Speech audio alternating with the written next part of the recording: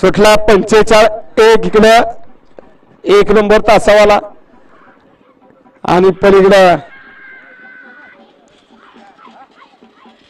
अतिशय सुंदर आणि सोन्या भाऊचं निर्वाद वर्चस्व.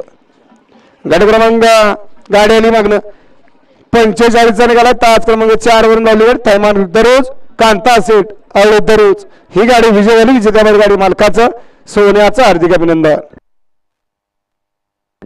16-47 दररोजकर नावं सांगून जावा.